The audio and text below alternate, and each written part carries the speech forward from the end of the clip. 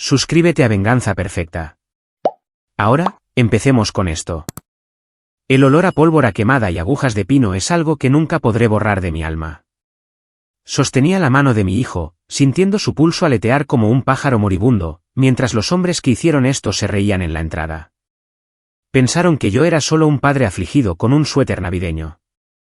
No sabían que acababan de cazar al único hombre que la Marina envía cuando hay que matar fantasmas.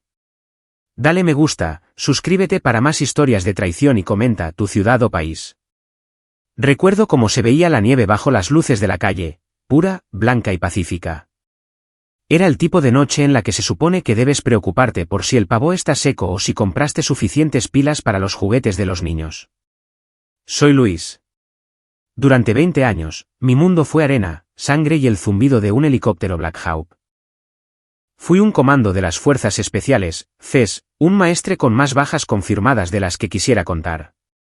Pero esa noche, solo era un tipo tratando de ser papá. Mi hijo, Mateo, tenía 19 años.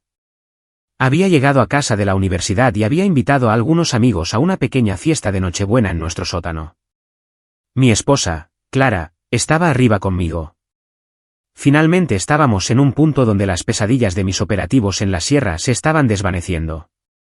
La casa se sentía cálida. Se sentía segura. Ese fue mi primer error. Un guerrero nunca debe sentirse seguro. Alrededor de las 10 de la noche, sonó el timbre. Supuse que era solo otro de los amigos de Mateo llegando tarde. Me dirigí a la cocina a buscar un refresco cuando la puerta principal no solo se abrió, explotó hacia adentro. El sonido de una puerta siendo arrancada de sus bisagras es inconfundible. Es un golpe pesado y violento que vibra en tus dientes. Antes de que pudiera siquiera procesar la brecha, 4 hombres con sudaderas oscuras invadieron mi vestíbulo. No eran profesionales. Eran descuidados, estaban drogados con adrenalina y agitaban pistolas como si fueran juguetes. ¿Dónde está el dinero, Luis?, gritó uno de ellos. Era joven, tal vez de unos 20 años, con una cicatriz irregular que le bajaba por el cuello. Levanté las manos, con las palmas hacia afuera. Mi mente cambió instantáneamente. La versión de papá se retiró y el operador tomó el mando. Los estaba escaneando, mirando sus posturas, la colocación de sus dedos en los gatillos, la forma en que sus ojos se movían rápidamente. Estaban asustados. Los hombres asustados son los más peligrosos porque aprietan los gatillos por accidente. No tengo dinero aquí, dije, con mi voz inquietantemente tranquila. Llévense los autos. Llévense las joyas. Solo váyanse. Sabemos sobre el escondite, gritó otro, con la voz quebrada. Abajo, la música se detuvo. Escuché la puerta del sótano chirriar al abrirse. Mateo, siendo el chico valiente que crié, había escuchado el estruendo y subía a ayudar. Mateo, atrás, advertí, pero fue demasiado tarde. Mateo entró en el pasillo. El chico de la cicatriz entró en pánico. Ni siquiera miró. Simplemente giró su 9 milímetros hacia el movimiento y apretó el gatillo 3 veces. El sonido fue ensordecedor en el pequeño pasillo. Vi en cámara lenta cómo mi hijo era arrojado hacia atrás contra la pared. La pintura blanca fue instantáneamente rociada con un horrible rojo oscuro. Mateo se desplomó, con los ojos muy abiertos y confundidos, mirándome como preguntando por qué estaba pasando esto. No, gritó Clara desde lo alto de las escaleras. Los hombres armados ni siquiera revisaron la casa. Vieron lo que habían hecho, vieron la sangre y huyeron. Se amontonaron en una camioneta negra destartalada y salieron chillando de la entrada, dejando el olor a goma quemada y muerte detrás de ellos. No los perseguí. Todavía no. Me lancé hacia Mateo. Me arranqué la camisa de franela, presionándola contra los agujeros en su pecho. Mis manos, que se habían mantenido firmes a través de disparos de francotirador en tierra caliente, finalmente estaban temblando. Quédate conmigo, Mateo. Mírame, amigo, susurré, con la voz quebrada. Su respiración era húmeda, laboriosa. Trató de hablar, pero solo salió sangre. Clara estaba en el suelo junto a nosotros, histérica, gritando en su teléfono pidiendo una ambulancia. Miré la puerta, luego volví a mirar a mi hijo. En ese momento, el Luis que quería una vida tranquila murió allí mismo en ese piso de madera. El hombre que lo reemplazó era alguien a quien había tratado de enterrar profundamente en la tierra de los campos de batalla. Miré los casquillos en el suelo. Latón, barato, igual que los cobardes que los dispararon. La policía llegó 20 minutos después. Eran lentos, torpes y trataron la escena como un robo callejero común. Un detective llamado Muñoz estaba en mi sala de estar, bebiendo café tibio mientras mi hijo era cargado en una ambulancia con un 5% de probabilidad de sobrevivir la noche. Es una colonia difícil últimamente, dijo el señor Muñoz, el detective, sin siquiera mirarme a los ojos. Probablemente solo sea una iniciación de pandillas. Estos chicos del grupo Los Escorpiones están fuera de control. Emitiremos una alerta, pero no se haga ilusiones. Miré a Muñoz. Él veía a un hombre de mediana edad destrozado con una camiseta manchada de sangre. No veía al depredador que le devolvía la mirada. ¿Los escorpiones?, pregunté. Mi voz era un gruñido bajo y peligroso. Sí, matones de poca monta. Se creen los reyes de esta ciudad, suspiró Muñoz, mirando su reloj. Vaya al hospital. Déjenos el trabajo policial a nosotros. Los vi poner cinta policial en mi casa. Los vi caminar sobre la evidencia. Supe en ese momento que si esperaba al sistema, los tiradores de mi hijo estarían de vuelta en la calle para Año Nuevo. Caminé hacia la esquina de la habitación donde un hombre estaba parado en las sombras. Era Héctor, el hermano de Clara. Se veía pálido, sudando a pesar del frío invernal. Miraba la sangre en el suelo con una extraña intensidad culpable. ¿Estás bien, Luis?, preguntó Héctor, con la voz temblorosa. No puedo creer que esto haya pasado en esta casa. Lo miré. Realmente lo miré. Algo en sus ojos cambió. Miró hacia otro lado demasiado rápido. Una fría comprensión trepó por mi columna vertebral. Estos matones habían preguntado por el escondite. Yo no tenía un escondite. Era un veterano retirado viviendo de una pensión y algunos ahorros. Alguien les había dicho que yo era rico. Alguien los había apuntado hacia mi puerta principal. No le dije una palabra a Héctor. Simplemente salí a mi garaje. Pasé junto a la cortadora de césped y las bicicletas hasta el fondo, donde un pesado banco de trabajo de acero estaba atornillado al piso. Debajo de él, detrás de una pared falsa de paneles de yeso, se encontraba un estuche Pelican que no se había abierto en 5 años. Ingresé el código. Las cerraduras sisearon cuando se rompió el sello de vacío. Adentro estaba mi HK-416 personalizado, mi arma secundaria Sig Sauer, comunicaciones encriptadas y un par de gafas de visión nocturna de alta definición. El mundo pensaba que yo era un jubilado. La pandilla pensaba que yo era una víctima. Estaban a punto de descubrir que cuando cazas a un león, más vale que te asegures de que esté muerto, porque si solo está herido, va a convertir tu mundo en un cementerio.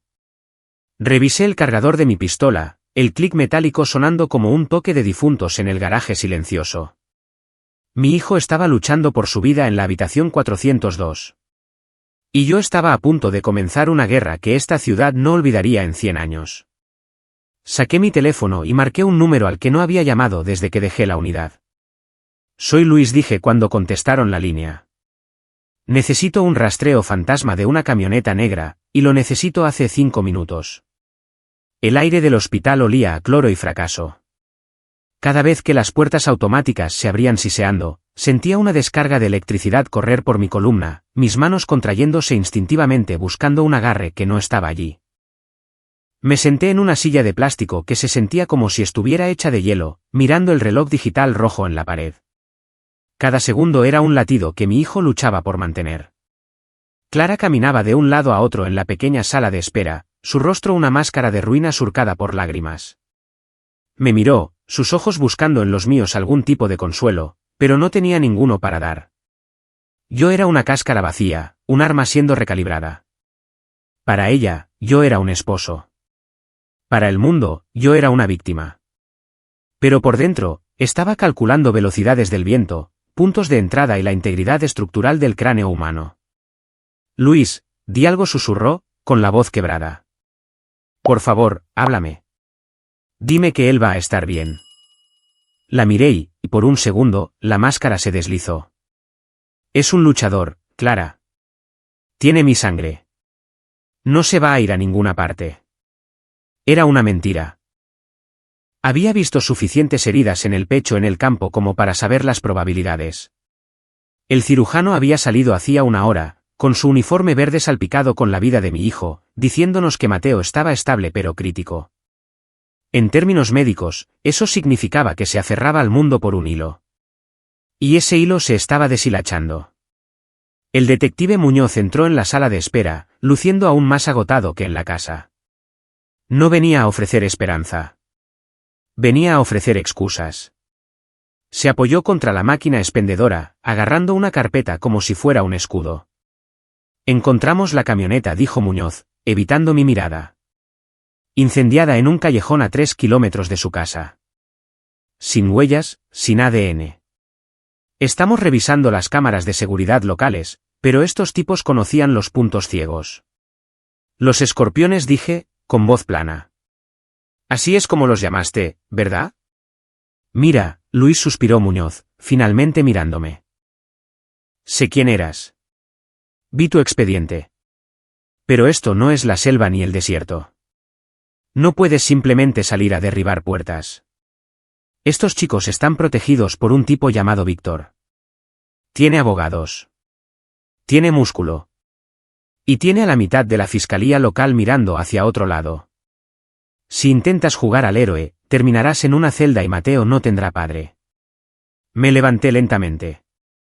Yo era unos buenos 15 centímetros más alto que Muñoz, y vi cómo el color desaparecía de su rostro cuando entré en su espacio personal.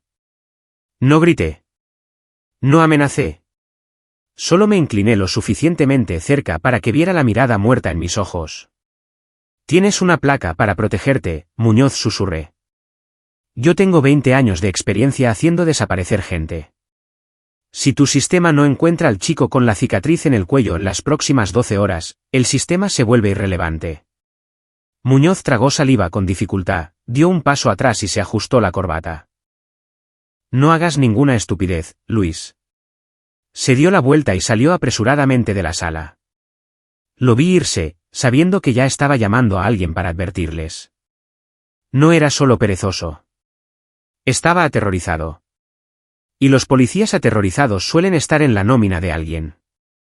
Sentí una mano en mi hombro. Era Héctor. Mi cuñado nos había seguido al hospital, pero se había mantenido en las sombras, cuidando una taza de café que sus manos temblorosas seguían derramando. Parecía un hombre que estaba viendo su propio funeral. Luis, tal vez el detective tenga razón, dijo Héctor, con voz fina. Estos tipos son peligrosos. Tal vez deberíamos dejarlo pasar. Concentrarnos en Mateo. Giré la cabeza lentamente para mirarlo. ¿Dejarlo pasar? Mi hijo está ahí dentro con tubos garganta abajo porque un imbécil quería un alijo que no existe. ¿Cómo sabían siquiera mi nombre, Héctor? ¿Cómo sabían que yo era un veterano? Los ojos de Héctor se dirigieron al suelo. Empezó a tirar de un hilo suelto en su chaqueta. No lo sé, hombre. La gente habla. Ya sabes cómo es. La gente sí habla, dije, acercándome a él. Podía oler el sudor rancio en él, el olor de un hombre que esconde un secreto. Y generalmente hablan cuando le deben dinero a personas a las que no deberían. ¿Qué se supone que significa eso?, espetó Héctor, tratando de encontrar algo de valor.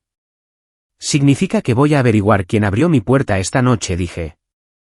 Y cuando los encuentre, les voy a mostrar exactamente lo que hacía para ganarme la vida. Me alejé de él, dejándolo temblando en el pasillo. Me dirigí hacia la salida del hospital. Necesitaba moverme. Quedarme quieto estaba haciendo que el monstruo en mi pecho rugiera por sangre. Al llegar a las pesadas puertas de vidrio, mi teléfono vibró en mi bolsillo. Era un mensaje de texto de un número desechable encriptado. La camioneta estaba registrada a nombre de una empresa fantasma. El rastro lleva a un almacén en la calle Cuarta. Territorio de Víctor. Enviando coordenadas ahora. Sentí una calma fría y familiar invadirme. Esta era la zona. El lugar donde muere la emoción y los parámetros de la misión toman el control. Ya no era un padre. No era un esposo. Era un activo de nivel 1 con un paquete de objetivos. Conduje de regreso a mi casa en silencio. La cinta policial ondeaba al viento, un recordatorio amarillo de la violación de mi santuario. Fui directo al garaje. Aún no necesitaba el equipo pesado. Eso era para el final del juego. Para esta noche, necesitaba información. Tomé un par de guantes tácticos, un rollo de cinta adhesiva y un cuchillo serrado de alta resistencia. También tomé un pequeño dispositivo negro de mi kit, un inhibidor de señal localizado. Si iba a entrar al patio trasero de Víctor, no iba a dejar que nadie pidiera refuerzos. El almacén en la calle Cuarta era un monstruo de ladrillo en ruinas rodeado de cercas de alambre oxidadas. 2 vigías estaban sentados en un sedán plateado en la puerta principal, fumando y revisando sus teléfonos. Estaban relajados. Pensaban que la oscuridad les pertenecía. Estaban equivocados. La oscuridad ha sido mi hogar desde que tenía 19 años. Estacioné a 3 cuadras y me moví a través de las sombras de los callejones. Mi movimiento era silencioso, mi respiración rítmica. Me deslicé por un agujero en la cerca, manteniéndome bajo, usando las pilas de neumáticos desechados como cobertura. Estaba detrás del sedán en menos de 3 minutos. No usé un arma. Un arma hace ruido. Un arma es definitiva. Necesitaba que estos chicos hablaran. Metí la mano por la ventana abierta del lado del conductor, agarré al conductor por la garganta y golpeé su cabeza contra el volante.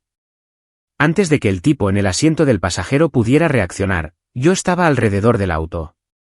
La puerta estaba abierta y mi cuchillo estaba presionado firmemente contra su yugular. Un sonido susurré en su oído, y estarás tratando de mantener tu garganta unida mientras te desangras en esta tapicería. ¿Entiendes? El chico, que no podía tener más de 18 años, asintió frenéticamente, con los ojos desorbitados. ¿Dónde está el chico con la cicatriz en el cuello?, pregunté, presionando la hoja lo suficientemente fuerte como para sacar una sola gota de sangre. El que disparó al chico en Nochebuena. Yo no sé. Él se fue. Víctor lo movió. Lo envió a la casa de seguridad. ¿Dónde está la casa de seguridad? No puedo decírtelo. Víctor me matará. Me incliné más cerca, bajando mi voz a un nivel que hizo sollozar al chico. Víctor es un hombre. Yo soy la cosa con la que los hombres como Víctor tienen pesadillas. Tienes 3 segundos para darme una dirección o empiezo a quitar dedos. Está bien. Está bien. Son los departamentos del viejo muelle, habitación 302. Revisé sus bolsillos, tomé su teléfono y le até las manos con precintos a la manija del auto. Hice lo mismo con el conductor inconsciente. Luego tomé las llaves y las arrojé a la maleza oscura del lote. Me puse de pie, el aire frío de la noche golpeando mi cara. Tenía una ubicación, tenía un nombre y tenía un fuego ardiente en mis entrañas que solo una cosa podía extinguir. Miré hacia la luna, pensando en Mateo. Aguanta, hijo. Apenas estoy empezando. Mientras caminaba de regreso a mi camioneta, vi un sedán negro observándome desde la esquina. No se movía. Simplemente estaba allí, con los faros apagados, como un depredador esperando el momento adecuado para atacar. Me di cuenta entonces de que esto no era solo un ataque de pandillas. Era una trampa. Y la traición era mucho más profunda que una simple muerte. Dale me gusta, suscríbete para más historias de traición y comenta tu ciudad o país. No fui directamente al muelle. Un soldado que se precipita hacia una trampa es solo un hombre muerto con un arma. Y ese sedán negro siguiéndome era una clara advertencia. Llevé al perseguidor a través de una serie de giros bruscos, retornos y callejones sin salida. Quienquiera que condujera era bueno. Mantenían su distancia y nunca usaban las luces altas. Era profesional. No era el trabajo de una pandilla callejera. Entré en el estacionamiento de un gimnasio abarrotado de 24 horas, me deslicé por el lado del pasajero mientras la camioneta aún rodaba hacia un lugar, y desaparecí en las sombras de un callejón cercano. Observé desde detrás de un contenedor de basura mientras el sedán negro pasaba lentamente. Era un Chevy modelo reciente con vidrios polarizados. Sin placas. Mi pulso ni siquiera se aceleró. Simplemente se asentó en ese ritmo frío y constante que solía sentir antes de una incursión nocturna en Culiacán. Caminé 5 kilómetros de regreso a mi casa bajo la cobertura de las líneas de árboles residenciales. Necesitaba mi santuario. Necesitaba ver qué estaba escondiendo Héctor. Cuando me deslicé por mi puerta trasera, la casa se sentía como una tumba. La cinta policial todavía silbaba en el viento. No encendí las luces. Me moví a través de la cocina, mis botas silenciosas sobre el azulejo, y me dirigí a las escaleras del sótano. Aquí fue donde Mateo tuvo su fiesta. Aquí fue donde comenzó la sangre. Me senté en el último escalón y simplemente respiré. Casi podía escuchar los fantasmas de la música y la risa de hace unas horas. Entonces escuché crujir una tabla del piso arriba. Alguien estaba en mi casa. No busqué un arma. Agarré un pesado jarrón de vidrio de la mesa auxiliar y me presioné contra la pared junto a la puerta del sótano.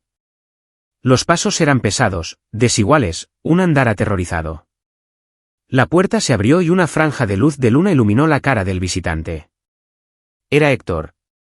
Estaba revolviendo mi escritorio en la esquina de la sala de estar, tirando papeles a un lado, con la respiración entrecortada. Parecía un hombre cavando por su propia vida. Salí de las sombras, con el jarrón listo. ¿Buscas algo, Héctor? Soltó un grito ahogado, girando y golpeando su espalda contra el escritorio. Luis. Tú. Me diste un susto de muerte. Pensé que estabas en el hospital. Lo estaba. Luego me di cuenta de que la persona que mató la paz de mi hijo podría seguir caminando libre, dije, caminando hacia él lentamente. No me detuve hasta estar a centímetros de su cara. ¿Por qué estás en mi casa a las 3 de la mañana destrozando mis archivos? Solo estaba. Estaba buscando los papeles del seguro de Clara. Ella me pidió que los encontrara para la facturación del hospital. Tartamudeó, sus ojos moviéndose a todas partes menos hacia mí. Mentiroso. La palabra fue un disparo. Estás buscando el libro de contabilidad. Estás buscando pruebas del dinero que le debes a Víctor. La cara de Héctor pasó de pálida a fantasmalmente blanca. Trató de pasar empujándome, pero lo atrapé por la garganta y lo inmovilicé contra la pared. No usé toda mi fuerza. No quería romperle el cuello todavía, pero me aseguré de que sintiera cada gramo de la reputación del fes más letal que me había ganado. Vi tu cara en el hospital, Héctor. No parecías triste. Parecías aterrorizado. Les dijiste a esos escorpiones que tenía un alijo en la casa, ¿verdad? Pensaste que si me robaban, tu deuda quedaría saldada. No. Luis, escúchame. Estoy escuchando, gruñí, apretando mi agarre. Estoy escuchando tu corazón acelerado como una rata acorralada. Dime la verdad o juro que te llevaré a ese sótano y te mostraré exactamente lo que aprendí sobre interrogatorios de personas que no siguen los derechos humanos. Héctor se rompió. Se desplomó en mi agarre, sollozando. No pensé que dispararían a nadie. Se suponía que solo te asustarían. Le debía a Víctor 1.000.000 de pesos de los juegos, el póker clandestino. Dijo que mataría a mis hijos si no pagaba. Dijo que eras un veterano rico con una caja fuerte llena de efectivo. Cambiaste la vida de mi hijo por una deuda de juego, susurré. La traición se sintió como una hoja serrada retorciéndose en mi intestino. Esto ya no era solo un ataque de pandillas. Era una ejecución familiar. Lo siento, Luis. Por favor, Víctor. Él tiene toda la ciudad. Tiene al juez Vargas y a los abogados. No puedes luchar contra ellos. Lo solté y se derrumbó en el suelo. ¿El juez Vargas? ¿El que maneja los casos criminales de alto perfil de la ciudad? Está en la nómina, dijo Héctor con voz ahogada. Mantiene a los escorpiones fuera de la cárcel y ellos le llenan los bolsillos. Por eso los policías no harán nada. Es un circuito cerrado. Luis, eres solo un hombre. No soy solo un hombre, Héctor. Soy la consecuencia de tus elecciones. Me agaché, lo agarré por el cuello y lo arrastré hacia el garaje. Lo arrojé a la parte trasera de mi camioneta y le até las manos con precintos a los pernos del piso. Empezó a gritar, pero le metí un trapo de taller en la boca. Él era mi ventaja ahora. Era el único que podía vincular a la pandilla con los hombres respetables de traje. Volví al estuche Pelican oculto. Esta vez, no solo tomé la pistola. Saqué mi rifle de francotirador con silenciador, un rifle de propósito especial MK12. Revisé la mira, el cerrojo y el supresor. Miré mi reflejo en la ventana oscura del garaje. Mi cara se veía diferente. Las líneas de papá habían desaparecido. Los ojos eran fríos, distantes y enfocados. Me parecía al hombre que había pasado 6 meses en un agujero de araña en las afueras de Michoacán. Parecía un fantasma. Mi teléfono sonó. Era un mensaje de la enfermera a la que pagué para que se quedara al lado de Mateo. El corazón de Mateo se detuvo. Lo trajeron de vuelta, pero está fallando. ¿Necesitas venir ahora? Miré la pantalla. El impulso de correr de regreso al hospital era un peso físico, un grito en mis pulmones. Pero sabía cómo funcionaba esto. Si regresaba, era un blanco fácil. Si quería salvar a Mateo, si quería asegurarme de que tuviera un mundo al que valiera la pena despertar, tenía que terminar esto. Me subí al asiento del conductor. Héctor sollozaba en la parte trasera, amortiguado por el trapo. No sentí lástima. Ya ni siquiera sentía ira. No sentía nada más que la misión. Los departamentos del muelle eran un cementerio de sueños rotos, una hilera de cáscaras de hormigón con vistas al agua negra del puerto. La habitación 302 estaba en el tercer piso, con vistas a un estacionamiento oxidado. Estacioné a 2 cuadras y me moví a través de las sombras de los contenedores de envío. El aire era salado y helado. Establecí mi posición en el techo de un almacén frente al apartamento. Me acosté en posición prona, el hormigón frío mordiendo mi pecho, y miré a través de la mira de alta potencia. A través de la retícula, lo vi, el chico de la cicatriz. Estaba sentado en un sofá, bebiendo una cerveza, riéndose de algo en la televisión. Parecía no tener ninguna preocupación en el mundo. Parecía que no acababa de destruir todo mi universo. A su lado estaba sentado otro hombre, mayor, bien vestido. Llevaba un traje que costaba más que mi camioneta. Estaba hablando por un teléfono desechable, mirando su reloj. Ajusté la deriva en la mira. Mi dedo se posó sobre el gatillo. Un apretón y el hombre que disparó a mi hijo se habría ido. Pero el hombre del traje. Él era la clave. Él era el vínculo con el juez. De repente, el hombre del traje se levantó y miró directamente hacia mi posición. Sonrió, una sonrisa fría y cómplice, y cerró las cortinas. Se me puso la piel de gallina. Sabía que yo estaba allí. Fue entonces cuando escuché el golpe pesado de una granada aturdidora aterrizando en el techo detrás de mí. «¡Suelte el arma!». Manos detrás de la cabeza, retumbó una voz.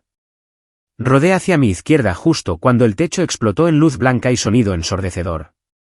No querían que la pandilla me matara. Querían que la ley lo hiciera. La luz blanca de la granada aturdidora quemó mis retinas, pero no parpadeé. En la unidad, entrenábamos para esto hasta que el caos se sentía como una canción de cuna. Mientras el mundo gritaba y giraba para cualquier otro hombre, mi cuerpo se movía por memoria muscular. Rodé detrás de una pesada unidad industrial de aire acondicionado justo cuando una lluvia de fuego de ametralladora masticaba el hormigón donde había estado acostado un segundo antes. El objetivo es móvil.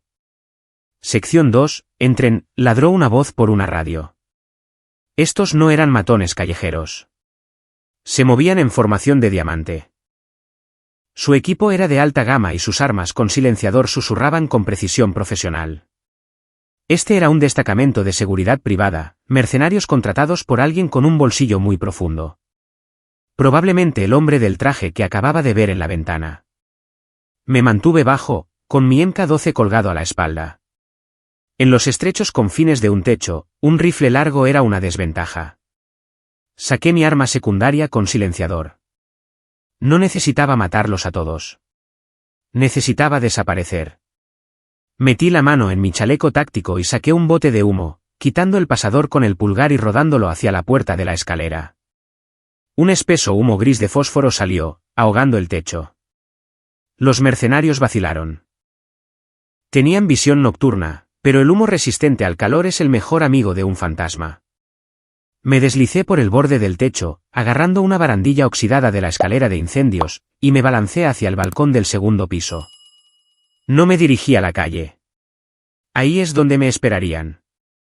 En cambio, pateé una ventana hacia una unidad vacía y me moví a través de la oscuridad como una sombra. Podía escuchar sus pesadas botas golpeando el techo sobre mí. Pensaron que tenían acorralado a un Fez retirado. Olvidaron que un comando es más peligroso cuando el entorno es hostil. Llegué al pasillo y me dirigí directamente a la habitación 302.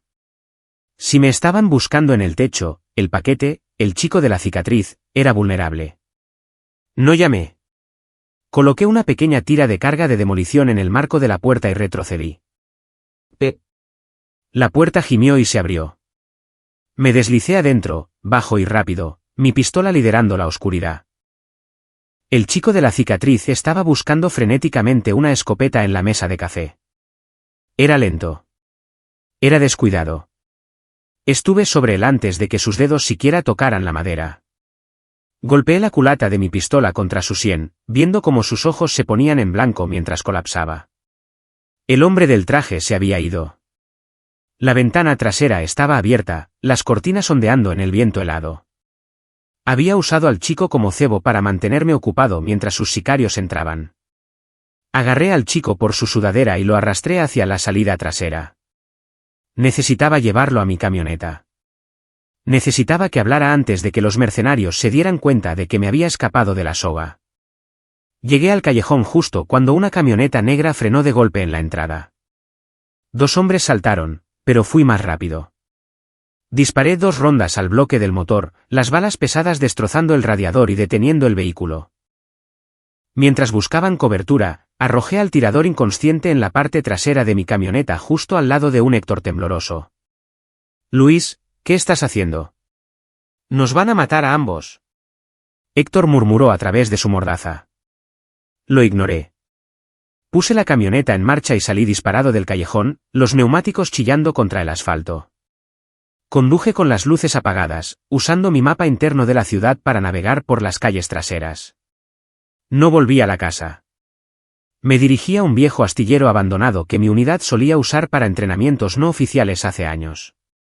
Era un esqueleto de acero oxidado y madera podrida por la sala kilómetros de la patrulla más cercana. Arrastré a ambos hombres fuera de la camioneta y los arrojé al suelo frío de un dique seco. Le saqué el trapo de la boca a Héctor y la cinta de los ojos al chico. El chico de la cicatriz se despertó gritando, «¿Estás muerto?» Víctor te va a arrancar la piel, viejo. ¿Sabes quién es? Me senté en una caja de madera frente a ellos, la luz de la luna proyectando sombras largas y dentadas en el suelo. Comencé a limpiar mi cuchillo con un movimiento lento y metódico. Sé quién es, dije, mi voz tan fría como el Pacífico. Es un hombre que envió a un niño a hacer el trabajo de un profesional. ¿Y tú? Tú eres el niño que disparó a mi hijo. Eran solo negocios, escupió el chico, aunque su voz temblaba. Nos dijeron que había una caja fuerte. No sabíamos que el chico saldría. Su nombre es Mateo, susurré. Me levanté y caminé hacia él, presionando la punta del cuchillo contra la cicatriz en su cuello. Y cada respiración que tomas es una deuda que le debes. Ahora, hablemos del hombre del traje. ¿Quién es? El chico cerró la boca con fuerza, su mandíbula sobresaliendo en una falsa muestra de valentía. Miré a Héctor. Héctor, ¿lo conoces, no? Estaba en esa habitación. Héctor estaba temblando tan fuerte que le castañeteaban los dientes. Ese es Quintana. Es el arreglador del juez Vargas. Él maneja el dinero. Luis, si lo tocas, no hay vuelta atrás. Te etiquetarán como terrorista doméstico. Te cazarán con todo lo que tiene el Estado. Ya se llevaron a mi hijo, dije. No les queda nada con que amenazarme. Me volví hacia el chico. Quintana te dejó atrás, hijo. Te usó como distracción. Probablemente esté limpiando sus huellas ahora mismo, lo que significa que eres un cabo suelto. Para él, ya estás muerto. Para mí, eres un mapa. Apúntame al centro principal de Víctor, y tal vez vivas para ver el amanecer desde una celda de la cárcel. No voy a decir nada, siseó el chico. No discutí. Agarré su mano, la puse plana sobre el concreto y clavé el cuchillo a través de la parte carnosa de su palma. El grito que salió de él resonó en el astillero, un sonido crudo y primario de agonía. Eso fue por la primera bala, dije, mi expresión inalterada. La segunda va a través de tu rodilla. ¿La tercera? Bueno, no estarás despierto para la tercera. Espera. Espera, sollozó el chico, su valentía desapareciendo en un rocío de sangre. Es la fundidora en el lado norte. Víctor se queda en la oficina sobre el piso. Tiene 20 tipos allí, todos armados. Es una fortaleza. La fundidora, repetí. Conocía el lugar. Era un laberinto de calor y ruido. Un lugar perfecto para que un hombre como Víctor se escondiera. Me levanté y miré mi reloj. Eran las 4:30 de la madrugada. El sol saldría pronto. Miré a Héctor, que me miraba con puro horror. Vas a quedarte aquí con nuestro amigo, le dije a Héctor. Si se mueve, o si intentas irte, la alarma silenciosa que acabo de activar detonará un explosivo localizado que metí debajo del chasis de la camioneta. ¿Entiendes? Era una mentira. No había explosivo, pero Héctor estaba demasiado destrozado para dudar de mí. Caminé hacia el borde del muelle, mirando hacia el horizonte de la ciudad. En algún lugar de ese laberinto de luces, mi hijo estaba muriendo, y los hombres responsables celebraban su victoria. Pensaban que eran los depredadores porque tenían un juez y una pandilla. Estaban a punto de aprender que un FES no necesita una placa o una ley. Solo necesita un objetivo. Tomé mi teléfono y marqué un contacto que no había usado en años, un hombre que se especializaba en logística negable. Necesito un plano de la fundidora del norte, dije. Y necesito un lanzamiento de artillería pesada en el punto Bravo. El tiempo de silencio ha terminado. Entro con todo. El amanecer se arrastró sobre el puerto en pálidas franjas de naranja y gris. El mundo se veía tan tranquilo que nunca adivinarías que una guerra estaba a punto de comenzar. Me paré en el borde del muelle, el viento cortando a través de mi chaqueta, mirando las olas. En algún lugar a través de ese horizonte oscuro, mi hijo luchaba por un latido más. Y los hombres que le quitaron todo todavía respiraban. El archivo de mi antiguo contacto llegó a las 6:14 de la mañana en punto. Fundidora del norte, 3 pisos, múltiples puntos de entrada, una oficina de seguridad fortificada, paredes reforzadas, túneles de carga subterráneos. Si entraba por la puerta principal, no duraría 3 metros. Eso estaba bien. No planeaba entrar por el frente. Conduje de regreso a mi casa, no para descansar, sino para armarme. El lugar parecía aún más vacío que la noche anterior, como si el dolor mismo hubiera despojado las paredes. Mi teléfono vibró de nuevo. Un mensaje de voz de Clara. Luis, dijeron que el corazón de Mateo se detuvo de nuevo. Los médicos no saben si. Por favor, vuelve. Por favor. Su voz se quebró al final. Y por un momento, mi pecho se apretó como un tornillo de banco. Pero mi hijo no necesitaba oraciones. Necesitaba paz. Y la paz era algo que solo sabía comprar con sangre. Mientras cargaba mi equipo, miré hacia la foto familiar enmarcada en la repisa. Yo, Clara, Mateo y Héctor. La dejé boca abajo antes de salir. Algunos fantasmas no merecían ser vistos de nuevo.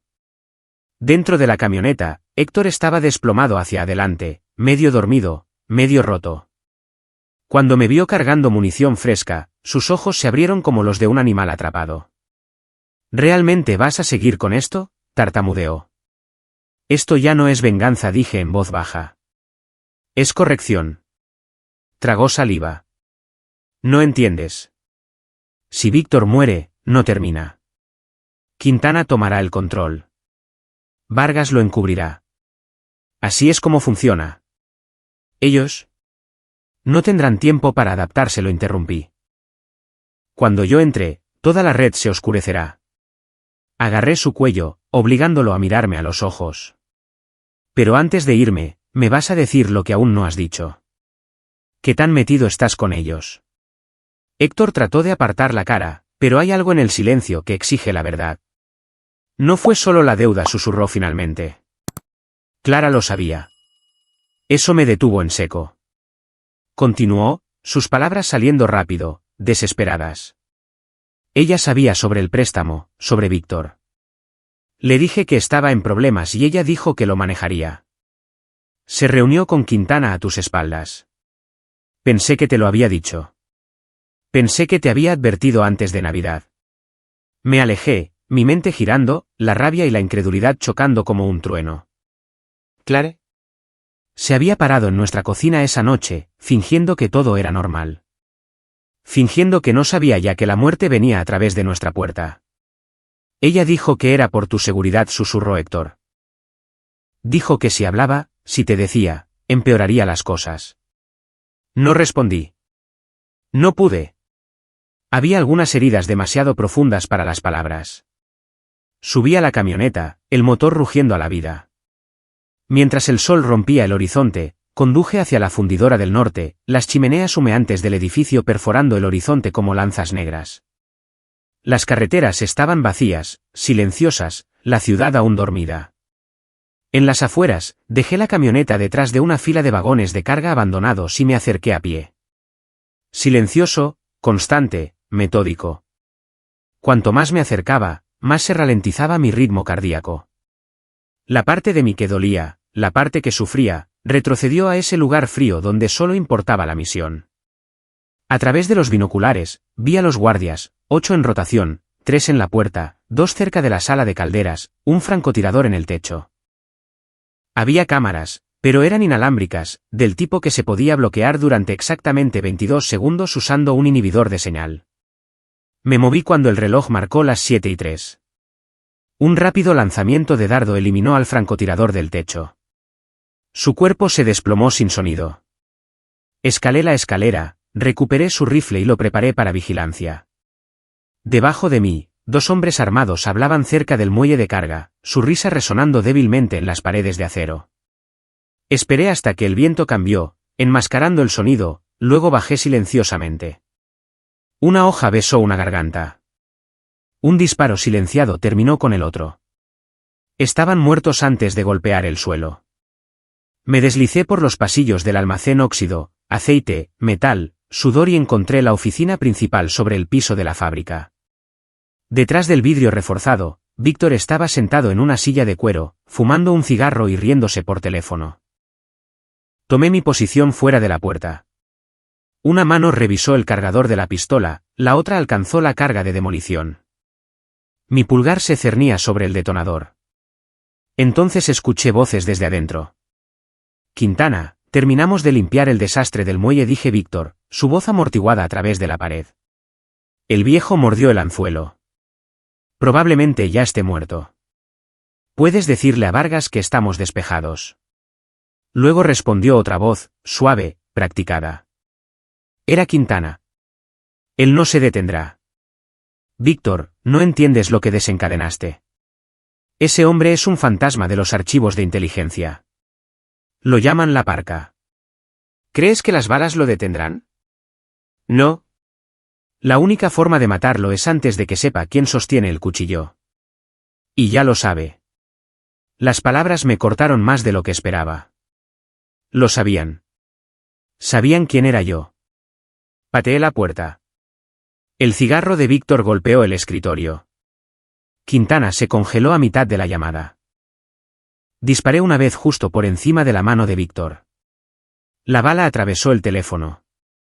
Los dos se estremecieron como animales asustados. Querían una guerra, dije. Felicidades. Tienen una. Víctor buscó debajo del escritorio. Disparé al cajón antes de que sus dedos pudieran tocar el metal. La explosión de madera y acero lo hizo gritar mientras las astillas se clavaban en su muñeca. Quintana trató de retroceder hacia la salida, pero me moví hacia el primero, golpeándolo contra la pared lo suficientemente fuerte como para hacer vibrar el vidrio. ¿Dónde está tu juez ahora, si sé? ¿Quién te está vigilando, Quintana? Tosió, ahogándose. Te enterrará. La corte, la prensa, todos. ¿Crees que esto termina limpio? No necesita terminar limpio, dije. Solo necesita terminar. Volví la pistola hacia Víctor. Le disparaste a mi chico. Entraste en mi casa, arrastraste sangre por mi piso y te reíste de ello. ¿Qué? La cara de Víctor se retorció, el miedo en sus ojos rugiendo con pura arrogancia. Porque se suponía que estabas muerto. Tú eras el pago. Vargas quería al héroe de guerra fuera antes de las elecciones. Quintana hizo la llamada. Miré a Quintana, quien permaneció en silencio, su rostro destrozado por la incredulidad aterrorizada. Así que esa era la verdad. La tragedia de mi familia había sido un encubrimiento. Un favor político disfrazado de violencia callejera. No solo intentaron robarme. Intentaron borrarme. Exhalé una vez, firme. Entonces díselo a ellos, dije suavemente. Diles que la parca ha vuelto a casa. Levanté mi arma. Un disparo tronó detrás de mí. Todo mi cuerpo se sacudió. Me di la vuelta. Héctor estaba en la puerta sosteniendo uno de los rifles de los guardias muertos. El humo salía del cañón. Sus ojos estaban vidriosos, su voz temblorosa. No lo hagas, Luis. Por favor. Matará a Clara si tú. Ella tomó su decisión, dije entre dientes apretados. Dio otro paso adelante, apuntando vacilante entre Víctor y yo. Entonces tal vez yo no he tomado la mía todavía. El cañón de su arma temblaba. Casi podía ver el sudor goteando de sus palmas. Afuera, las sirenas comenzaron a aullar en la distancia. Alguien había activado la alarma silenciosa. Miré el reloj del escritorio. 7:09, el tiempo se había acabado. Suéltalo, Héctor, dije. No me hagas terminar esto con tu sangre también. El siguiente segundo fue agonía estirada. 3 vidas en equilibrio. La traición llegando a su punto de quiebre. La voz de Héctor se quebró. Lo siento, Luis. El mundo no explotó. Se quedó en silencio. El dedo de Héctor se apretó en el gatillo, sus nudillos blancos, pero sus ojos estaban inundados de lágrimas. No era un asesino. Era un cobarde atrapado en una telaraña. No levanté mi arma. Solo lo miré, dejando que el peso frío de mi mirada lo clavara en el lugar. Si aprietas ese gatillo, Héctor, pierdes a la única persona que puede mantenerte con vida, dije, mi voz firme y baja. Víctor no te recompensará. Te ejecutará para cerrar el ciclo. El sollozo de Héctor fue un sonido irregular y patético. El cañón del rifle bajó hacia el suelo. En esa fracción de segundo de vacilación, me moví. No le disparé. Cerré la distancia y lo desarmé con un solo golpe fluido en su muñeca. El rifle cayó al suelo y lo empujé hacia la esquina. Quédate abajo, gruñí. Me volví hacia el escritorio, pero Quintana había usado la distracción. Había desaparecido por una puerta lateral que conducía a las pasarelas. Víctor todavía estaba allí, agarrándose la mano destrozada, su rostro morado de rabia. Estás acabado, Fes, rugió Víctor, su voz resonando en las paredes de metal corrugado. Mis hombres están subiendo. Estás atrapado en una caja. No estoy atrapado aquí con ellos, susurré, inclinándome sobre el escritorio hasta que nuestras narices casi se tocaron. Ellos están atrapados aquí conmigo. Las sirenas gritaban afuera ahora, pero no eran sirenas de policía. Eran las alarmas de emergencia de la fundidora. Los guardias de la puerta estaban muertos y los escorpiones restantes estaban invadiendo el piso de abajo. Podía escuchar el golpe pesado de las botas en las escaleras de metal. Agarré a Víctor por el cuello y lo arrastré hacia la ventana que daba al piso de la caldera debajo de nosotros. Las enormes tinas de hierro fundido brillaban con una luz infernal y aterradora, proyectando largas sombras distorsionadas contra las paredes. ¿Te gusta jugar con fuego, Víctor?, pregunté. Saqué una carga de termita de mi chaleco, un regalo de mi antiguo contacto de suministros. La pegué en el vidrio reforzado de la ventana de la oficina y tiré del pasador. 3 segundos después, el vidrio no solo se rompió, se licuó. El calor nos golpeó como un golpe físico. Arrojé a Víctor a la pasarela fuera de la oficina, la rejilla de metal siseando bajo sus botas. Miré hacia abajo.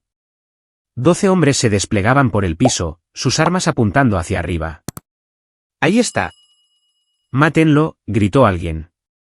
El aire se llenó de plomo.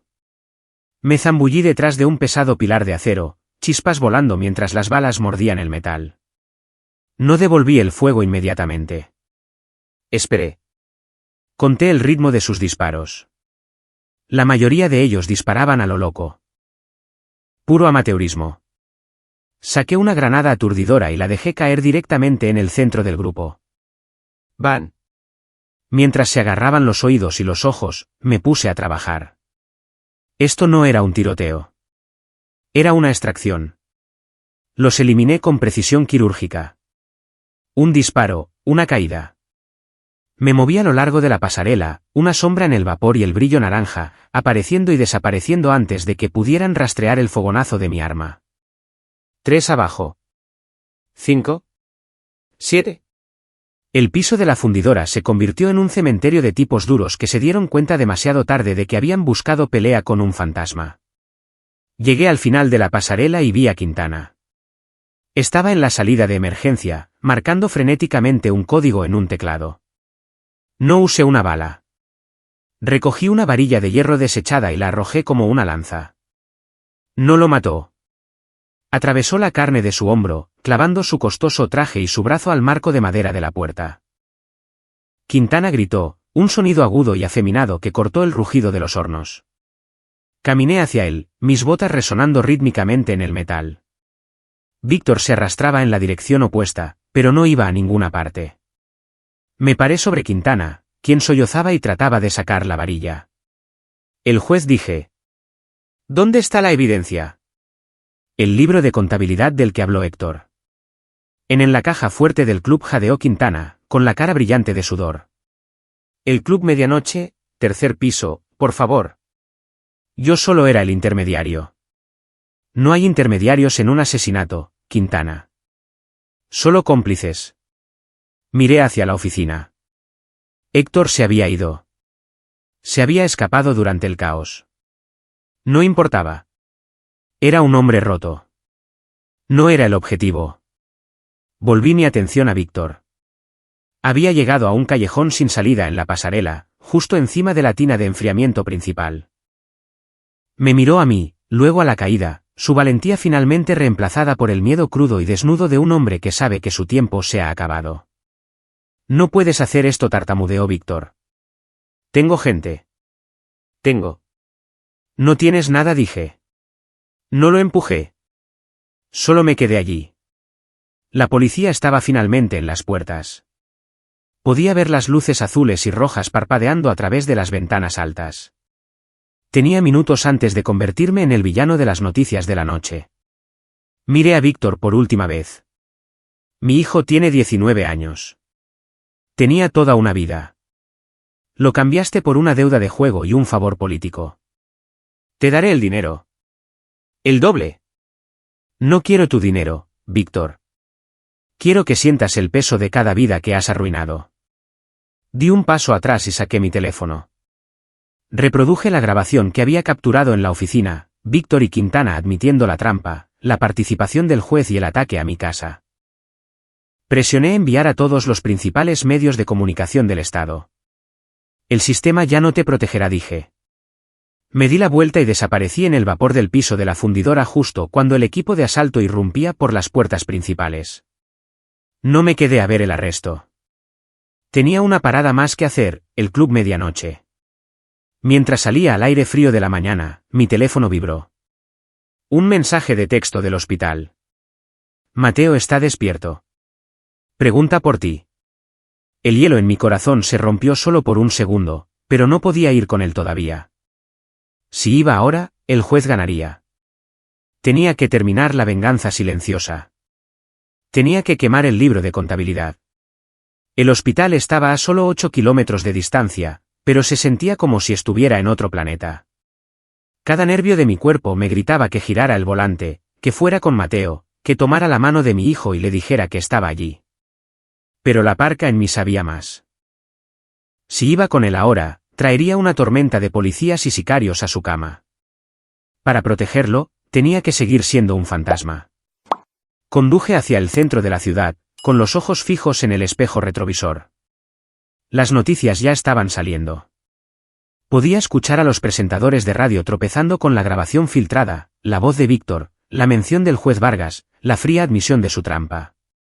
La ciudad se estaba despertando con un escándalo, pero sabía cómo jugaban este juego los poderosos. Lo llamarían un montaje. Me llamarían un veterano inestable y resentido. El Club Medianoche era un elegante edificio de vidrio negro que parecía más una fortaleza que un club nocturno. Aquí era donde la élite de la ciudad venía a pecar en privado. Eran las 8:30 de la mañana. El club estaba cerrado al público, pero la seguridad privada en la puerta me dijo que los grandes apostadores todavía estaban adentro limpiando los líos de la noche. Estacioné en un estacionamiento subterráneo a 2 cuadras. Mi reflejo en la ventana era desgarrador. Estaba cubierto de hollín, sangre seca y la mirada hueca de un hombre que había visto el fin del mundo. Me puse una gabardina oscura para ocultar mi chaleco táctico y me dirigí hacia la entrada de servicio del club. No usé explosivos esta vez. Usé un truco simple, una tarjeta llave clonada que tomé del bolsillo de Quintana en la fundidora. La puerta se abrió siseando y entré en el olor a tequila caro y cigarrillos rancios. «Oye, ¿quién diablos eres tú?», ladró una voz desde el final del pasillo. Era un traje, uno de los guardaespaldas personales de Vargas. Estaba alcanzando su funda, pero yo ya estaba en su espacio. Atrapé su muñeca, la torcí hasta que el hueso gimió y golpeé su cara contra la pared de mármol. Atrapé su cuerpo antes de que golpeara el suelo, arrastrándolo a un armario de escobas. Demasiado ruidoso, susurré al pasillo vacío. Tomé el elevador hasta el 3er piso. Las puertas se abrieron a un pasillo de caoba. Al final se encontraban las pesadas puertas de roble de la suite VIP. Podía escuchar voces. Voces enojadas y aterrorizadas. «La grabación está ahí fuera, Vargas. Tenemos que mover los activos ahora». Esa era la voz de Quintana. Debe haber escapado o haber sido liberado por policías sucios en la fundidora.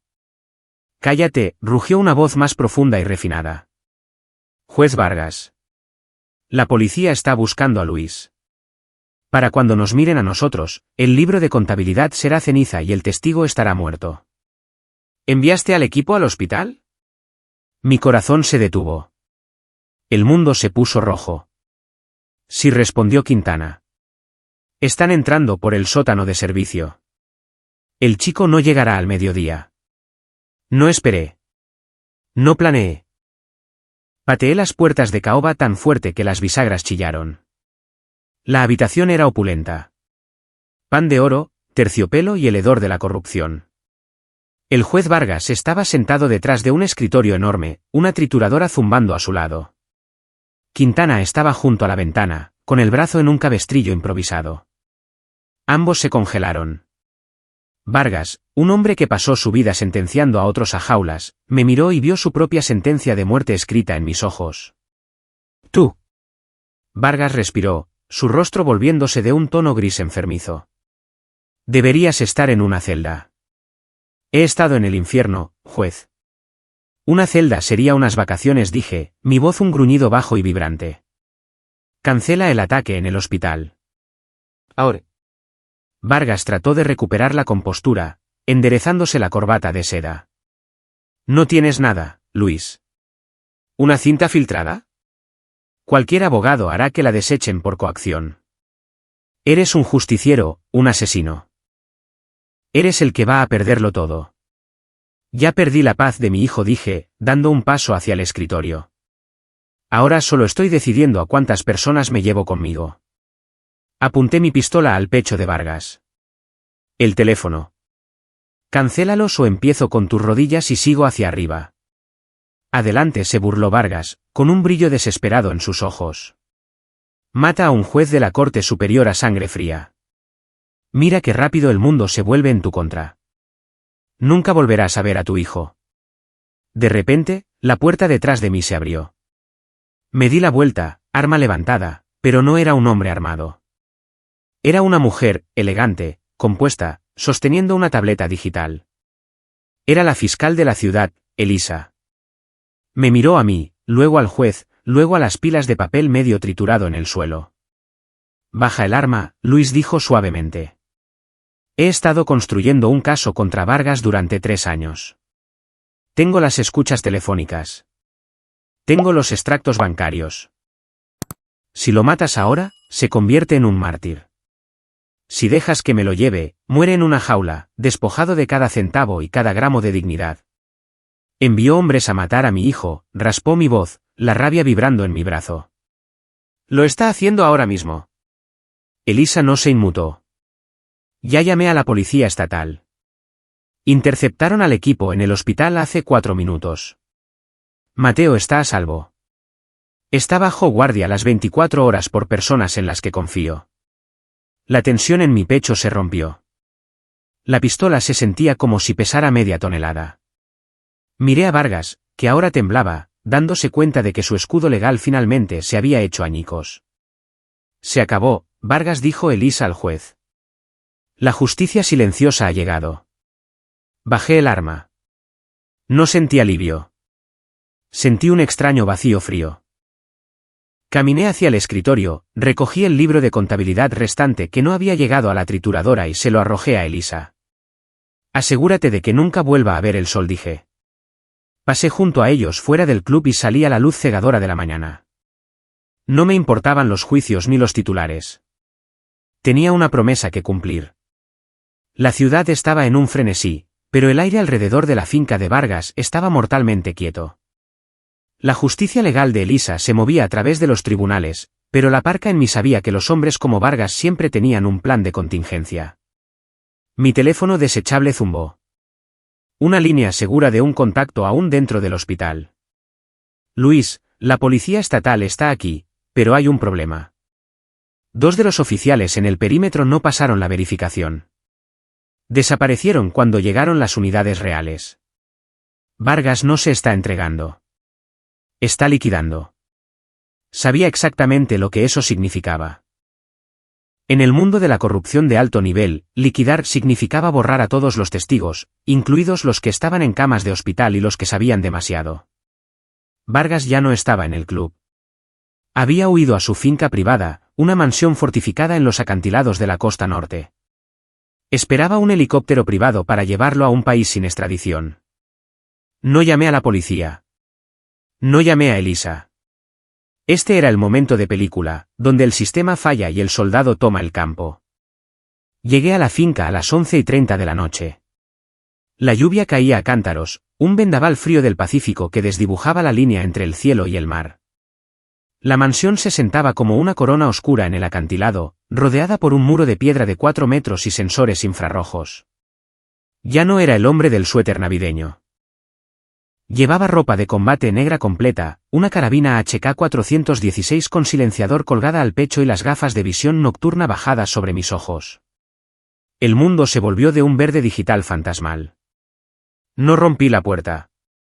Me moví hacia el acantilado donde las rocas dentadas se encontraban con el oleaje rompiente. Nadie vigila el mar en una tormenta. Piensan que el océano es su muro. Escalé la piedra mojada con las manos desnudas, la salpicando mis cortes hasta que rodé sobre la barandilla de hierro hacia el césped cuidado. 2 guardias pasaron junto a la fuente, su aliento entrecortándose por el frío. Llevaban subfusiles de alta gama, luciendo aburridos. Me moví como un depredador en la hierba alta. Flip flip. 2 disparos silenciados. Cayeron sin sonido, sus cuerpos desapareciendo en las sombras de los setos. Me moví hacia la casa, mi ritmo cardíaco a unos constantes 60 latidos por minuto. Este era el flujo. Rompí la terraza lateral. Dentro de la mansión había un museo de vidas robadas, arte caro, pisos de mármol y el olor a miedo de alto precio. Me moví a través de la cocina y hacia el gran vestíbulo. Arriba, lleven las bolsas al techo, ladró una voz. Vi a Quintana. Estaba en lo alto de las escaleras agarrando un maletín, con el rostro magullado y desesperado. Detrás de él, 2 mercenarios más arrastraban un baúl pesado. Entré en la luz de la lámpara de araña. ¿Vas a algún lado, Quintana? Se congeló, con los ojos desorbitados mientras miraba por el cañón de mi rifle. Tú. Se supone que estás muerto. El equipo en el hospital dijo. El equipo en el hospital está siendo procesado actualmente por el forense mentí, mi voz una hoja de acero frío. Suelta la bolsa. Los mercenarios no dudaron. Levantaron sus armas, pero yo ya estaba rodando detrás de un pilar de mármol. El vestíbulo estalló en una tormenta de vidrio y yeso. Me asomé, disparando en pares controlados.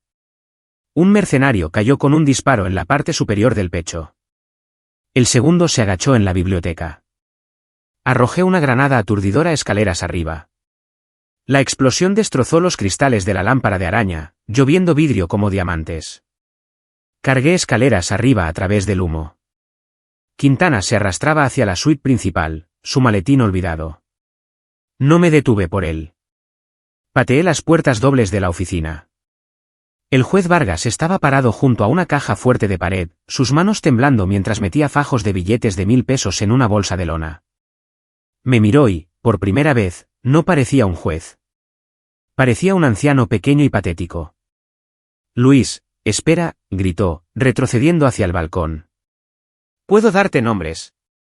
Puedo darte a los gobernadores, los senadores, la gente que realmente ordenó el ataque. No me importan los nombres, dije, acercándome. Me importa el chico que no puede respirar sin una máquina porque querías cuadrar tus libros. Extendí la mano, lo agarré por la garganta y lo golpeé contra las puertas de vidrio. El balcón daba a las rocas dentadas y al Pacífico agitado a 30 metros más abajo. Pasaste tu vida jugando a ser Dios, susurré. Ahora, veamos si él te atrapa. Lo arrastré hacia el balcón, el viento aullando a nuestro alrededor. Lo sostuve sobre la barandilla, sus pies colgando sobre el abismo. Estaba sollozando, rogando, ofreciéndome millones de pesos. De repente, mi teléfono vibró en mi chaleco táctico. Lo saqué con una mano mientras sostenía al juez con la otra. Era una videollamada. Deslicé para abrirla. Era Mateo. Estaba pálido, con el pecho vendado, pero tenía los ojos abiertos. Estaba sonriendo, una sonrisa débil y cansada. Papá. Su voz era un pequeño susurro. Papá, vuelve a casa, por favor. Miré al juez, luego volví a mirar la cara de mi hijo en la pantalla. La rabia que me había estado alimentando durante 48 horas de repente se sintió pesada. Si dejaba caer a Vargas, yo era el monstruo que decían que era. Le estaría dando a Mateo un padre que era un asesino. Tiré de Vargas de vuelta sobre la barandilla y lo arrojé sobre la piedra mojada del balcón. No vales su alma, dije. Até las manos de Vargas con precintos y llamé a Elisa. Está en la finca de la costa norte, le dije. Trae a los federales y, Elisa, dile al hospital que voy en camino. Me alejé, dejando al juez llorando bajo la lluvia. Había ganado la guerra. Pero mientras me dirigía a mi camioneta, vi una figura parada junto a la puerta. Era Clara. Estaba empapada hasta los huesos, su rostro ilegible. Luis dijo, con la voz temblorosa. Hay algo que todavía no sabes. La lluvia azotaba contra el parabrisas de la camioneta, pero adentro el aire estaba asfixiantemente quieto. Clara estaba sentada en el asiento del pasajero, sus manos temblando en su regazo. Estábamos a kilómetros de la mansión, dirigiéndonos hacia el hospital, pero me detuve en un mirador oscuro sobre el oleaje rompiente. No podía mirar a mi hijo hasta saber qué tipo de mentira estaba cargando. Habla, Clara, dije. Mi voz sonaba como la de un extraño, hueca y muerta. ¿Crees que todo esto fue por una deuda de juego, Luis? ¿Crees que Héctor es tan importante? Finalmente me miró y vi una frialdad en sus ojos que nunca había notado en 20 años de matrimonio. Héctor no los apuntó a la casa porque debiera dinero. Los apuntó allí porque yo le dije que lo hiciera. El mundo pareció inclinarse. Sentí que el aire salía de mis pulmones como si me hubiera golpeado una granada de fragmentación. ¿De qué estás hablando? El alijo, Luis. El que los escorpiones estaban buscando. No era dinero. Eran las claves de encriptación para las cuentas fantasma que Vargas usó para financiar su campaña. Se inclinó más cerca, su voz un susurro agudo. He sido la contadora privada de Vargas durante 6 años. Mientras estabas fuera en misiones, Yo era la que construía los esqueletos de esta ciudad. La miré fijamente, a la mujer junto a la que había dormido, la madre de mi hijo. ¿Trabajaste para el hombre que intentó matar a nuestro hijo? Él no se suponía que debía estar allí, y gritó, su compostura finalmente rompiéndose en fragmentos irregulares. Se suponía que los escorpiones atacarían la casa mientras estábamos en el servicio de Nochebuena. Se suponía que sería un robo. Iba a entregar las llaves. Vargas arreglaría mi salida de su firma y nos mudaríamos a la costa. Habríamos sido libres, Luis. Libres de tus pesadillas. Libres de la vida militar que nos estaba pudriendo por dentro. Pero Mateo se quedó en casa, susurré, los horrores hundiéndose en mi médula. Se quedó en casa para sorprendernos con esa fiesta. Traté de detenerlos, sollozó, agarrándose la cabeza. Cuando vi la camioneta detenerse, traté de cancelarlo, pero Quintana no quiso escuchar. Dijo que una vez que las ruedas están en movimiento, no te detienes. Quería esas llaves para chantajear a Vargas más tarde. Mi codicia, mi escape. Casi mató a mi hijo. Sentí una ola de náuseas tan fuerte que tuve que abrir la puerta para respirar. La traición no era de una pandilla. Ni siquiera era del juez corrupto. Era del corazón mismo de mi hogar. Mi esposa había cambiado nuestro santuario por una maleta llena de dinero de sangre digital. ¿Dónde están?, pregunté, mi voz peligrosamente tranquila. ¿Las llaves? Metió la mano en su abrigo y sacó una pequeña y modesta unidad USB plateada. Vargas cree que Quintana las tiene. Quintana cree que fueron destruidas en el incendio de la fundidora, pero yo las guardé. Son lo único que nos mantiene con vida, Luis. Si se las damos a los federales, ambos iremos a prisión.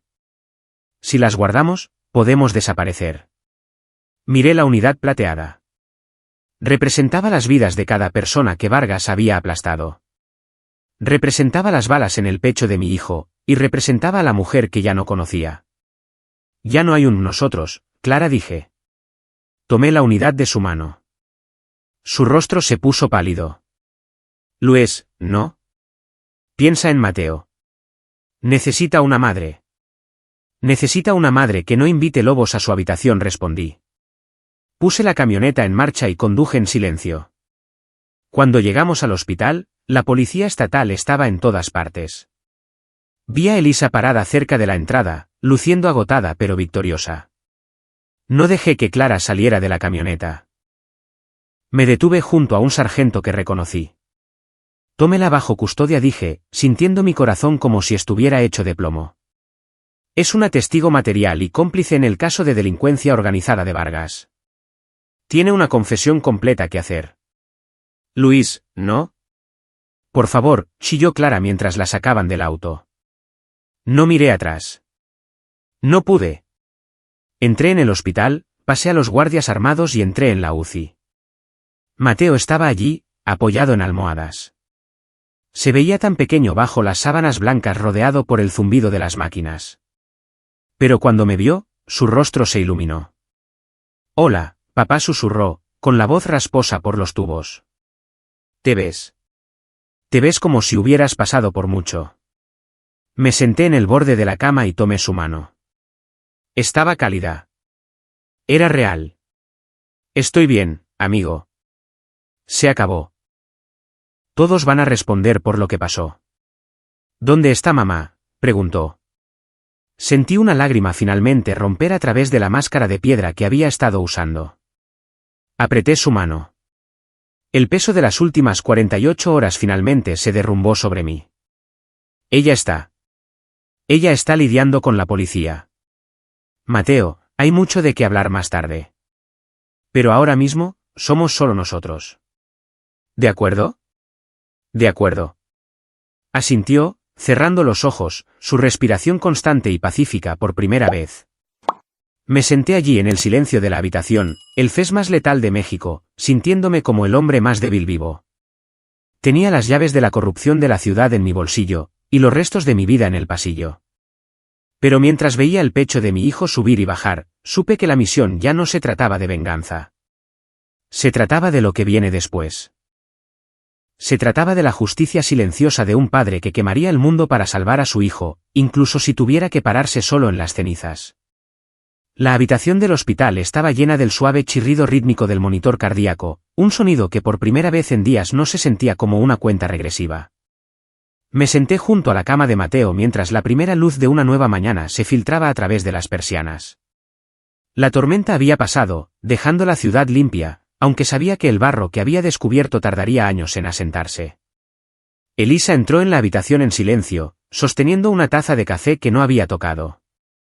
Me miró a mí, luego a la unidad USB plateada en la mesa de noche. No dije una palabra mientras la empujaba hacia ella. Esa pequeña pieza de metal tenía el poder de derribar 3 décadas de dinastías políticas. Era la justicia silenciosa que había prometido. Esto es todo, susurró Elisa, con la voz espesa de asombro. Las cuentas fantasma, las transferencias bancarias, los nombres de los oficiales en la nómina de Vargas. Luis, ¿te das cuenta de lo que hace esto? No solo encierra a Vargas. Destripa todo el sistema. Bien, dije, mi voz apenas por encima de un susurro. Quémalo. Cada ladrillo. ¿Y Clara? Preguntó tentativamente. Miré a Mateo, que dormía pacíficamente. Ella tomó la decisión de proteger un estilo de vida sobre su familia. Ahora tiene que vivir con las consecuencias. Dile al fiscal que testificaré si tengo que hacerlo, pero quiero que Mateo se mantenga fuera de esto. ¿Ha visto suficiente sangre? Elisa asintió, sus ojos reflejando un profundo respeto. Es un chico afortunado, Luis. La mayoría de los padres simplemente habrían llamado a la policía. Tú fuiste a la guerra por él. No tuve opción, respondí. Un soldado protege a los suyos. Un padre hace aún más. No esperé los titulares. No esperé los arrestos televisados del juez Vargas, Quintana o los policías corruptos. Pasé las siguientes semanas en esa habitación de hospital viendo cómo volvía el color a la cara de mi hijo. No hablamos de la noche del tiroteo. No hablamos de su madre. Hablamos de su futuro, de terminar la universidad, de viajar, de la vida que aún tenía por delante. En lugar del salto habitual en el tiempo, decidí vivir en el presente. Vendí nuestra casa, la de los pisos manchados y los fantasmas en los pasillos. Tomé lo que quedaba de mis ahorros y compré una pequeña cabaña al borde de un lago en las montañas. Sin puertas, sin sensores infrarrojos, sin cajas fuertes secretas, solo el sonido del viento a través de los pinos y el chapoteo de un hilo de pescar golpeando el agua. Un mes después, estaba parado en el porche de la cabaña. Mateo caminaba junto al agua, su andar casi normal, su risa resonando a través del lago. Estaba completo de nuevo. Miré mis manos, las manos que habían quitado vidas para salvar la suya. Estaban firmes ahora. Había perdido mi matrimonio, mi hogar y mi paz mental. Pero mientras Mateo me miraba y saludaba, me di cuenta de que no había perdido lo único que importaba. El fez más letal se había ido. En su lugar había un hombre que finalmente había encontrado una razón para bajar su arma. La justicia no se encontraba en una sala de tribunal o al final de un cañón. Se encontraba en los momentos tranquilos de una vida recuperada. Este ha sido un viaje de angustia y redención final. Cuando la confianza de una familia se rompe y la ley le da la espalda, ¿hasta dónde llegaría realmente para proteger a la persona que más amas? ¿Te convertirías en el monstruo para derrotar a los monstruos? Me encantaría escuchar tus pensamientos sobre la elección de Luis. ¿Hizo lo correcto al entregar a su propia esposa para asegurar la verdadera justicia? Además, por favor házmelo saber en los comentarios. ¿Desde qué ciudad o país estás viendo? Si esta historia te conmovió, por favor considera darle me gusta y suscribirte al Laboratorio de Historias de Traición. Nos ayuda a seguir dando vida a estos cuentos cinematográficos. También quiero saber de ti. ¿Qué tipo de historia debería escribir a continuación? ¿Quieres más venganza militar, más misterios familiares o historias de curación emocional? Tus comentarios dan forma a este canal. Hasta que nos volvamos a encontrar en el próximo thriller o historia de venganza épica, cuídense y manténganse a salvo. Comparte tus pensamientos en la sección de comentarios. Gracias por tu precioso tiempo. Si disfrutaste esta historia, por favor asegúrate de suscribirte a este canal. Eso me ayudaría mucho. Haz clic en el vídeo que ves en la pantalla y te veré.